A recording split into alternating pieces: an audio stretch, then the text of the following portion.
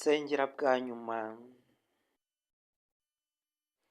reka ngusengere bwa nyuma niba wanze kunsengera bwa nyuma. Sinifuza kugusezeraho cyangwa se kubasezeraho inshuti zanjye ziri mu isi.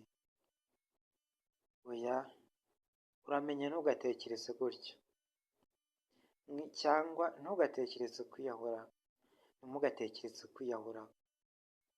Oya, Imana yaduhaye ubuzima mu isi ngo tubukoreshe, niyo izi igihe izabutwamburira, ntabwo ari twe tugomba kubwiyambura. Benshi, urubyiruko, abakuze barihebye, ngo nta mbaraga bagifite zo gukomeza guhangana muri iyi nzira y'urugendo. Abatoya kubera ibyo babona, kwifuza ibyo batashobora kubona, cyangwa se ababyeyi babo ibyo batabaha, bigatuma bararikira iby'abandi, bakandavura, bakangirika. Nyagasani Yesu, turabigutuye byose, ubirebe uduhe ibidukwiye kandi uduhe ibitunyura, bitugera ku mutima. Tureke ubugugu bw'iby'iyi si. Iby'iyi si ni iby'iyi si. Nyagasani, dore turi imbere yawe, njye n'abandi bose bari hano kuri Zoom class. Nyagasani, ndakwinginze ngo tabara ababaye, indembe, abadagifite akanyamuneza, ababuze ukwizera, abongerera ukwizera, maze imbaraga zawe ziganze muri twe, turushe kukwamamaza no kugukunda no guhamya inkuru yawe.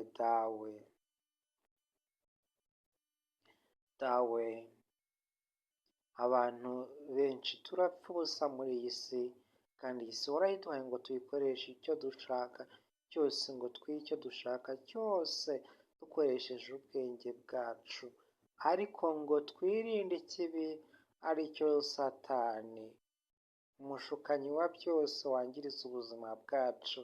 Ariko tubirengaho, tugakosa, tukagarukira Satani agatwigarurira, ariko tukabona ko uri mu kuri, bikarangira tugarutse iwawe dawe, ukatubabarira. Nyagasani, dukize iyo myuka mibi y'abarozi, abanzi n'abakozi ba sekibi bose, turabamaganye, turashaka kugumana nawe iteka ryose. Nyagasani Yesu, Nyagasani, hari benshi bahangayitse ngo nta rubyaro bafite.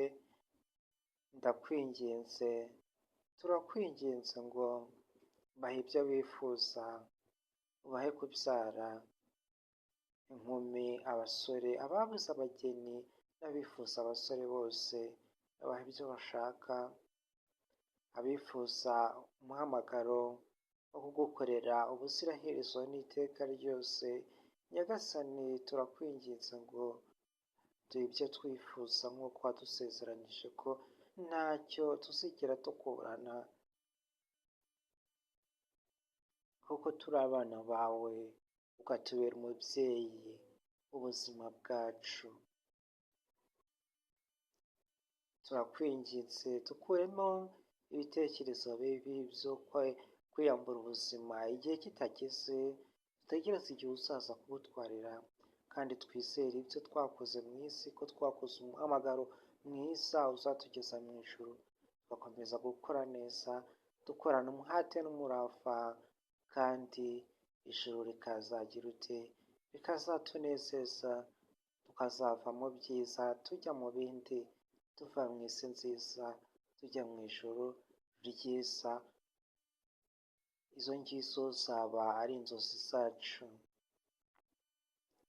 Nyagasani, duhe imbaraga zo kubabarira abatugira nabi, ntabwo bazi ibyo bakora, abibwira ngo bari kutwambura ubuzima, ngo bari kuturoga. Abo bose ntabwo bazi ko bari kudutegurira ijuru. Mbere y'uko batwica, bibwira ko nyuma y'aho batsinze ariko gupfa kwacu no kuzajya gutegura mu ijuru, bakazasanga dufite uburambe buhagije. Ntabwo bazi neza Imana batwifuriza, ariko iherezo bazadusangayo. Bashaka kutwohereza mu ijuru igihe kitaragera, ariko ni heza, ntacyo bazadusangayo. Ntabwo bazi ibyo bakora, bibwira ko bari kutuvutsa iby'isi, ko babisigaranye. Ni igihe gito, ntabwo bazigera bagira babisigarana. Oya, igihe kizagera badusange mu ijuru dutuje, tubarusha ituze n'umunezero. Abakunze isengesho cyangwa se abifuza kuzajya baza tugasengera kuri Zoom class, nkaza kubigisha Icyongereza. Icyongereza ni ururimi mpuzamahanga, n'Igifaransa nzakigisha mu minsi iraza, kandi mbabwira ngo mukore subscribe kugira ngo ninjya na uploadinga video mubone notification ko yahageze. Mwige, dore kwiga iyi si ntabwo agaburira igifu, itagaburira ubwonko. Ubwonko nibwo butugaburira. Umwana warezwe neza, wabanye n'umubyeyi mwiza wamuhaye icyo akeneye, ni umuntu ufite mu mutwe hazima, umuntu ujya imbere akabona icyo kuvuga, umuntu ugurisha ibitekerezo cyangwa se ubumenyi abitse. Ibintu byo gukoresha imbaraga muri iyi viziyo byararangiye inshuti zanjye. Muze twige, kandi kwiga no guhozaho, wigera ubwoba. Kwiga ni umukino mwiza mu gihe uwukoze utuje kandi ukawukora wisekera. Ikintu cyose uzakora wumva kitakunejeje ntabwo uzigera ugikora neza.